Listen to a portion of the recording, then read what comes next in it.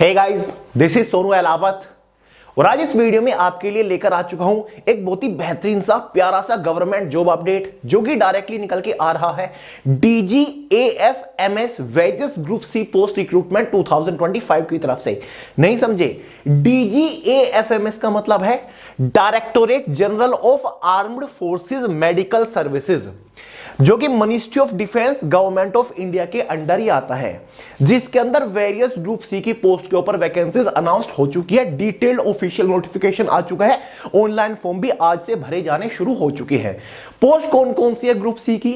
LDC lower division clerk की post है, MTS multitasking staff की पोस्ट है, स्टोर कीपर की पोस्ट है जो कि ग्रुप सी की क्लरिकल पोस्ट है, फायरमैन की पोस्ट के ऊपर वैकेंसी है, अकाउंटेंट की पोस्ट के ऊपर वैकेंसी है, स्टेनोग्राफर की पोस्ट है, ट्रेडमैन की पोस्ट है और भी काफी सारी ग्रुप सी की पोस्ट के ऊपर वैकेंसीज आ चुकी है।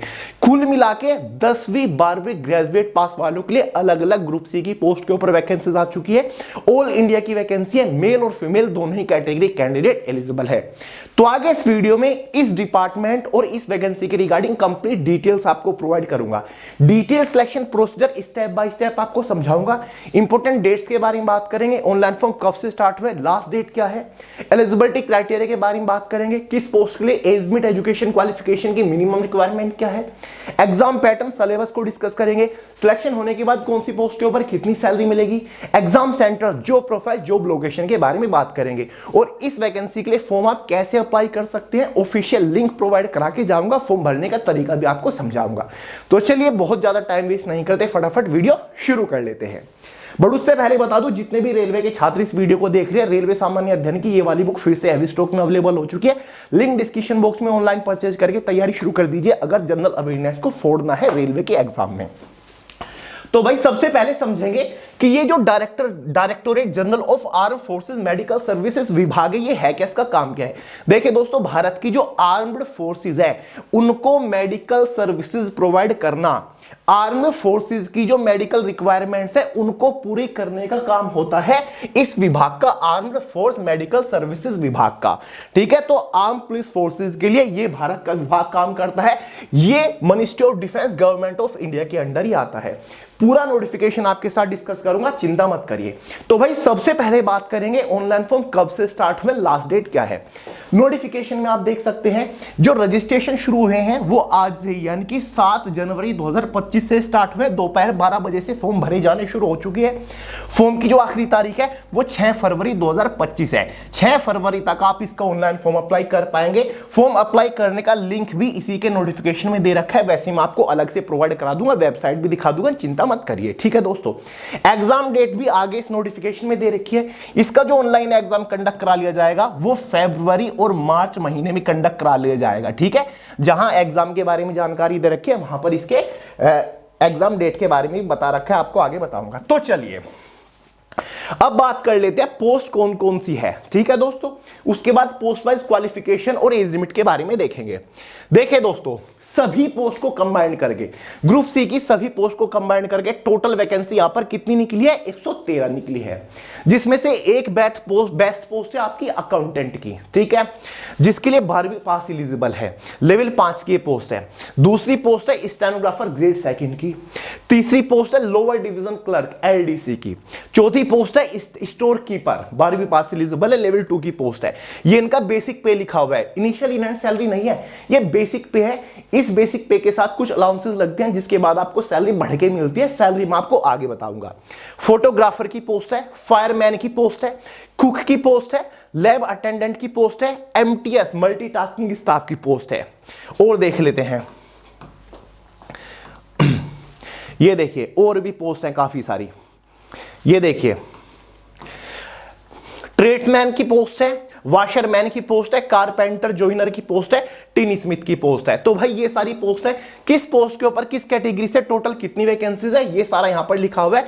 सभी पोस्ट को कंबाइन करके टोटल वैकेंसीज 113 है, जो मैंने आपको बता ही दिया है अभी के अभी। क्लियर है? तो चलिए अब थोड़ा सा आगे बढ़ते हैं, पोस्ट वाइज एलिजिबिलिटी क्राइटेरिया के बारे में बात करेंगे। और हाँ दोस्तों, इस वैकेंसी के लिए फॉर्म भरने के लिए कोई भी फीस चार्ज नहीं की गई है। फॉर्म फीस के बारे में अगर हम बात करें तो वो बिल्कुल फ्री है, 0 रुपए फॉर्म फीस चार्ज किए गए हैं सभी कैटेगरी के लिए, फ्री आप इसका ऑनलाइन फॉर्म अप्लाई कर सकते हैं। देखिए दोस्तों, एलिजिबिलिटी क्राइटेरिया, पहली पोस्ट अकाउंटेंट की है जिसके लिए मैक्सिमम एज में 30 साल आपकी रखी गई है। जो आपकी एज कैलकुलेट होगी ना वो एज ऑन फॉर्म की लास्ट डेट तक, यानी कि फॉर्म की लास्ट डेट कितनी है, 6 फरवरी 2025 तक आपकी एज कैलकुलेट होने वाली है। इस चीज का ध्यान रखिएगा, ठीक है दोस्तों। ओबीसी एसटी एससी वालों को एज में रिलैक्सेशन मिलेगा। ओबीसी वालों को इसमें 3 साल का मिलता है, एसटी एससी वालों को इसमें 5 साल का रिलैक्सेशन देखने को मिल जाता है।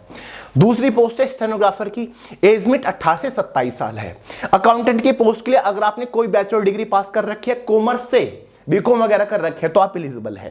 दूसरी पोस्ट स्टेनोग्राफर की है, 18 से 27 साल एज लिमिट है। अगर आपने 12वीं पास कर रखी है तो भाई स्टेनोग्राफर की पोस्ट के लिए आप एलिजिबल है। तीसरी बेस्ट पोस्ट आपकी एलडीसी लोअर डिवीजन क्लर्क की है, एज लिमिट वही जनरल वालों के लिए 18 से 27 साल है। अगर आपने 12वीं पास कर रखी है, ये देखिए 12th पास अगर आपने कर रखी है तो भाई आप एलिजिबल है लोअर डिवीजन क्लर्क की पोस्ट के लिए, और कोई एक्स्ट्रा एडिशनल सर्टिफिकेट या फिर इसमें क्वालिफिकेशन नहीं चाहिए। नेक्स्ट पोस्ट है स्टोर कीपर की पोस्ट के लिए, ये देखिए 18 से 27 साल एज लिमिट। अगर आपने 12वीं पास कर रखा है तो भाई आप स्टोर कीपर की पोस्ट के लिए एलिजिबल हो जाते हो। उसके बाद फोटोग्राफर की पोस्ट है, यहां पर फोटोग्राफी में डिप्लोमा चाहिए और 12वीं पास एलिजिबल है। फायरमैन की पोस्ट के ऊपर आप देख लीजिए, फायरमैन की पोस्ट के ऊपर एज लिमिट 18 से 25 साल है जनरल वालों के लिए। अगर आपने मैट्रिकुलेशन पास कर रखा है, मतलब 10वीं पास कर रखा है, तो आप फायरमैन की पोस्ट के लिए एलिजिबल होते हो। यहां पर हाइट भी रखी गई है, मेल कैंडिडेट के लिए कम से कम 165 सेंटीमीटर हाइट मांगी गई है, फीमेल कैंडिडेट के लिए कम से कम 155 सेंटीमीटर हाइट मांगी गई है। 5 सेंटीमीटर का रिलैक्सेशन है यहां पर, ठीक है, 5 सेंटीमीटर का हाइट में रिलैक्सेशन है जो रिजर्व्ड कैटेगरी है मेल फीमेल्स की, ठीक है। वहीं पर देखिए कुछ और भी क्राइटेरिया है, मिनिमम फीमेल कैंडिडेट्स का 50 केजी वेट होना चाहिए यहां पर। चेस्ट मेल कैंडिडेट्स के लिए 81.5 सेंटीमीटर होनी चाहिए, फुलाव एक्सपेंशन देने के बाद 85 सेंटीमीटर हो जानी चाहिए, ठीक है दोस्तों। तो ये कुछ फिजिकल क्राइटेरिया फायरमैन की पोस्ट के ऊपर रखा गया है, ठीक है। नेक्स्ट पोस्ट देखते हैं दोस्तों, ये आपकी इसमें एमटीएस कुक लैब अटेंडेंट की पोस्ट है। जैसे कि एमटीएस की पोस्ट देख लीजिए, 18 से 25 साल एज लिमिट है, matriculation from a recognised board, यानी कि अगर आपने 10वीं पास कर रखा है तो भाई आप एलिजिबल होते हो। ट्रेडमैन की पोस्ट के लिए मैट्रिकुलेशन यानी कि 10वीं पास मांगा गया है, एक्स सर्विसमैन भी एलिजिबल है यहां पर। बाकी और कुछ पोस्ट देख लेते हैं। ये देखिए ये सारी पोस्ट है, इनका क्वालिफिकेशन कुछ आपकी टेक्निकल पोस्ट है जैसे कि कारपेंटर जॉइनर टीनी स्मिथ, ये आपकी टेक्निकल पोस्ट है। यहां पर एक्स्ट्रा एडिशनल सर्टिफिकेट मांगे गए हैं। जो बेस्ट पोस्ट है वो स्टेनोग्राफर एलडीसी फायरमैन एमटीएस की पोस्ट है। इनकी क्वालिफिकेशन में कोई एक्स्ट्रा एडिशनल क्वालिफिकेशन नहीं मांगी गई है, ना ही कोई सर्टिफिकेट यहां पर मांगा गया है। अब बात करेंगे मोड ऑफ सिलेक्शन के बारे में, यानी कि सिलेक्शन प्रोसीजर क्या रहेगा। ऑनलाइन फॉर्म अप्लाई करने के बाद फाइनल ज्वाइनिंग लेने तक आपको किस किस स्टेज से होकर गुजरना पड़ेगा। इसका complete selection procedure 2 major stages के ऊपर टिका हुआ है। स्टेज फर्स्ट रिटन एग्जामिनेशन, 100 नंबर का एक रिटन एग्जाम कंडक्ट कराया जाएगा। सभी पोस्ट का रिटन एग्जाम का पैटर्न और सिलेबस बिल्कुल सेम है, ठीक है। वही 4 सब्जेक्ट सभी पोस्ट के लिए पूछे जाएंगे, फिर चाहे आपके एमटीएस की पोस्ट हो, एलडीसी की पोस्ट हो, स्टोर कीपर, स्टेनोग्राफर, अकाउंटेंट की पोस्ट हो, ठीक है। उसके बाद स्टेज सेकंड में आपका स्किल टेस्ट कंडक्ट कराया जाएगा। जैसे कि एलडीसी की पोस्ट है, वहां पर आपका टाइपिंग टेस्ट होगा। क्या है टाइपिंग में आपको आगे बताऊंगा। स्टेनोग्राफर की सेकंड स्टेज में स्किल टेस्ट होगा, स्टेनोग्राफी टेस्ट होगा। एमटीएस की सेकंड स्टेज में कुछ भी नहीं होगा, एग्जाम के बेसिस पर आपको फाइनल सिलेक्शन मिल जाएगा। फायरमैन की सेकंड स्टेज में आपका फिजिकल टेस्ट कंडक्ट कराया जाएगा। जो आपकी कुछ टेक्निकल पोस्ट है कारपेंटर जैसी, उनके सेकंड स्टेज में आपका ट्रेड टेस्ट कंडक्ट कराया जाता है। क्लियर है दोस्तों। तो चलिए एग्जाम पैटर्न को समझते हैं।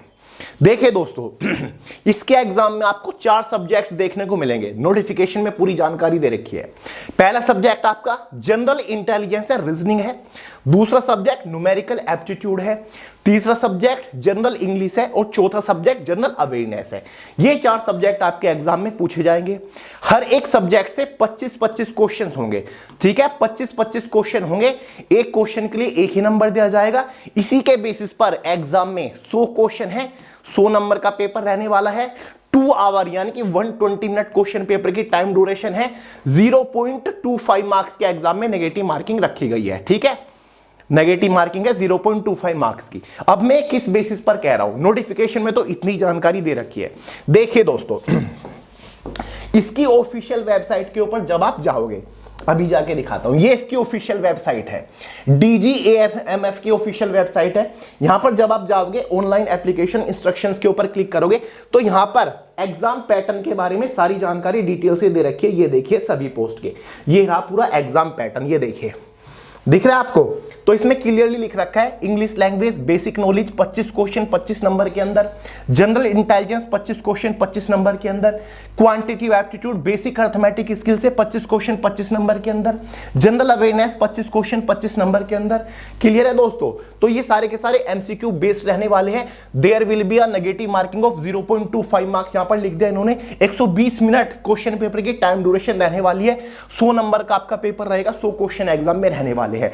तो भाई ये एग्जाम पैटर्न पूरा का पूरा इसकी ऑफिशियल वेबसाइट के ऊपर भी दे रखा है, तो आपको किसी भी चीज की टेंशन लेने की जरूरत नहीं है। ठीक है दोस्तों, तो चलिए अब बात करते हैं एग्जाम सिलेबस के बारे में। इसके एग्जाम का complete detail syllabus subject wise topic wise PDF form में मैंने way to success Telegram channel के अंदर प्रोवाइड करा दिया, लिंक डिस्क्रिप्शन बॉक्स में है। वहां से आप पूरे सिलेबस को अच्छे से डाउनलोड करके देख सकते हैं, समझ सकते हैं कि भाई किस सब्जेक्ट के अंदर से कौन से टॉपिक के ऊपर मोस्टली फोकस करना है। तो टेलीग्राम चैनल का लिंक इसी वीडियो के नीचे डिस्क्रिप्शन बॉक्स में है। बाकी जनरल अवेयरनेस के लिए आपको सबसे बेस्ट बुक ऑलरेडी प्रोवाइड कर रखी है, फिर चाहे ये एग्जाम हो या फिर कोई भी कॉम्पिटिटिव एग्जाम है, इन दोनों बुक से जनरल अवेयरनेस की प्रिपरेशन कर लीजिए, क्वेश्चन बाहर नहीं जाएगा। ये चैप्टर वाइज थ्योरेटिकल बुक है और ये आपकी ऑब्जेक्टिव बुक है, जिसमें चैप्टर वाइज टॉपिक वाइज सभी पूछे जा चुके क्वेश्चंस कवर्ड है। लिंक डिस्क्रिप्शन बॉक्स में, दोनों बुक के कॉम्बो से परचेज करके शुरू कर दीजिए प्रिपरेशन। ठीक है दोस्तों, तो भाई ये आपका हो गया स्टेज फर्स्ट का एग्जाम। अब बात करते हैं स्टेज फर्स्ट एग्जाम होने के बाद एक 100 नंबर में से category wise post wise cut off बन जाएगी, जो कि डिसाइड करेगी कि क्या आप सेकंड स्टेज के लिए क्वालिफाई कर रहे हो।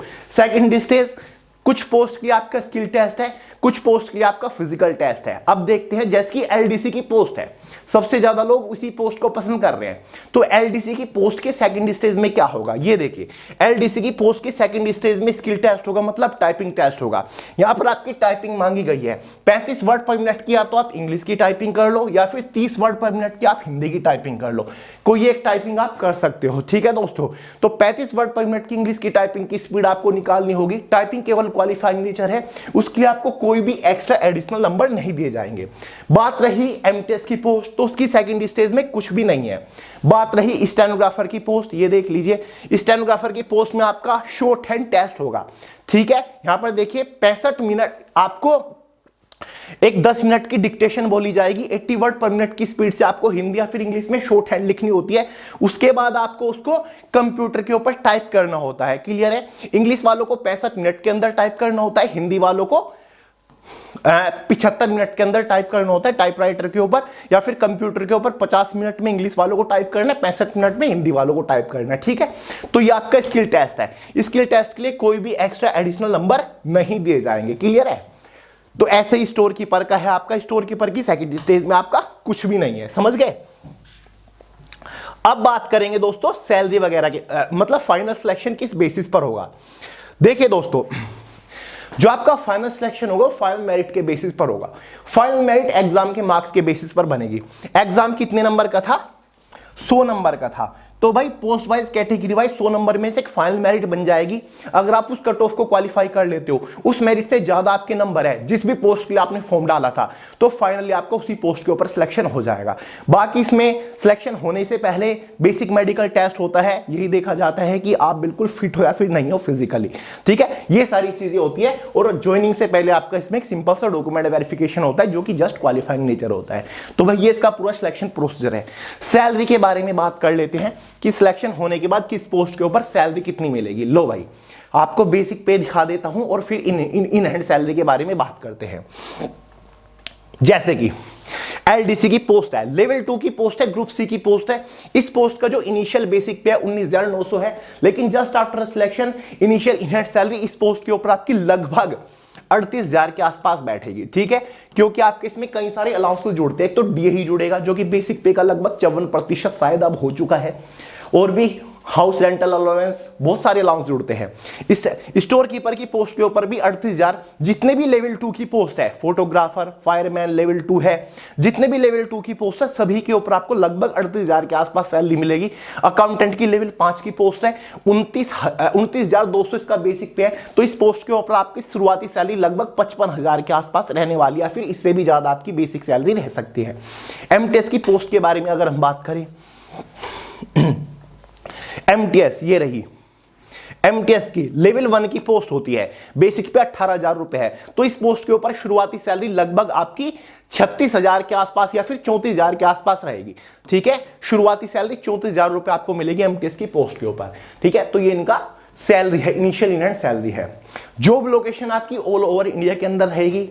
जॉब प्रोफाइल आपकी पोस्ट के नेचर के अकॉर्डिंग है, जैसे कि एलडीसी की पोस्ट है, लोअर डिवीजन क्लर्क, ये क्लरिकल पोस्ट है। सिलेक्शन होने के बाद क्लर्क का काम आपको हमेशा करना पड़ेगा। ऑफिस सेक्शन की जॉब है, कंप्यूटर बेस्ड, कंप्यूटर रिलेटेड काम करना है। स्टोर कीपर की भी काफी हद तक की क्लरिकल पोस्ट है, अकाउंटेंट की भी क्लरिकल पोस्ट है। एमटीएस की पोस्ट पे आपको ऑफिस सेक्शन के अंदर रहकर एज अ असिस्टेंट के तौर पर मल्टीटास्किंग स्टाफ का काम करना होता है। जो ऑफिस सेक्शन के अंदर स्टाफ है उनको आप असिस्ट करते हो। ठीक है, फाइल से रिलेटेड आपका बेसिकली काम होता है, रिकॉर्ड मेंटेन से रिलेटेड आपका काम होता है। ठीक है दोस्तों, फायरमैन की पोस्ट है, पता ही है आपका फायरमैन का काम क्या होता है, आग बुझाने का काम होता है, तो वो आपका काम रहेगा। ठीक है, तो भाई लैब अटेंडेंट की अगर पोस्ट है तो लैब अटेंडेंट के तौर पर आप काम करोगे, जो लेबोरेटरी है वहां पर आप रहोगे। ठीक है दोस्तों, तो ये सारी की सारी आपकी पोस्ट है, पूरा नोटिफिकेशन मैंने आपको दिखा दिया है। फॉर्म कैसे अप्लाई करना है, देखिए दोस्तों, डीजीएमएफ की ऑफिशियल वेबसाइट के ऊपर जब आप जाओगे, ये देखिए, ये रही, ये है डीजीएएफएमएस की ऑफिशियल वेबसाइट है। लिंक मैंने नीचे डिस्क्रिप्शन बॉक्स में प्रोवाइड करा दिया है। जब आप यहां पर जाओगे तो यहां पर आपको दिख रहा होगा एक एडवर्टाइजमेंट लिखा है, ऑनलाइन एप्लीकेशन इंस्ट्रक्शंस लिखा है, और यहां पर जब आप लेफ्ट साइड में देखोगे तो यहां पर लिखा हुआ है रजिस्ट्रेशन ऑफ न्यू यूजर या फिर कैंडिडेट लॉगिन। अगर आपने ऑलरेडी रजिस्टर कर रखा है तो रजिस्टर्ड कैंडिडेट के ऊपर करिएगा, अगर आप नए हो तो न्यू यूजर के ऊपर क्लिक करिएगा। न्यू यूजर के ऊपर क्लिक करते ही फॉर्म भरने के पूरे इंस्ट्रक्शंस आपके पास आ जाएंगे। फॉर्म की स्टार्टिंग डेट 7 जनवरी है, लास्ट डेट 6 फरवरी है। ठीक है, नीचे पढ़ लीजिएगा कि भाई किस तरीके से आपको फॉर्म भरना है। ये सारे इंस्ट्रक्शंस पढ़ने के बाद नीचे यहां पर ये लिखा हुआ है ना जो डिक्लेरेशन की, हाँ मैंने ये सारी चीजें पढ़ लिया, और इसको सबमिट कर दीजिएगा, आपके सामने फॉर्म खुल जाएगा। ठीक है, रजिस्ट्रेशन फॉर्म आपके सामने स्क्रीन के ऊपर इस तरीके से खुल जाएगा। ये देखिए, ये खुल गया, पूरा रजिस्ट्रेशन फॉर्म खुल गया। आपको ये सारी इंफॉर्मेशन सबमिट कर देनी है। फॉर्म बिल्कुल फ्री है, कोई भी फॉर्म फीस चार्ज यहां पर नहीं की जा रही है। तो चलिए दोस्तों, इस वीडियो में इतना ही था। कोई डाउट हो, कोई सवाल हो, कमेंट करके पूछ लीजिएगा। Full detail notification video success Telegram channel के अंदर है।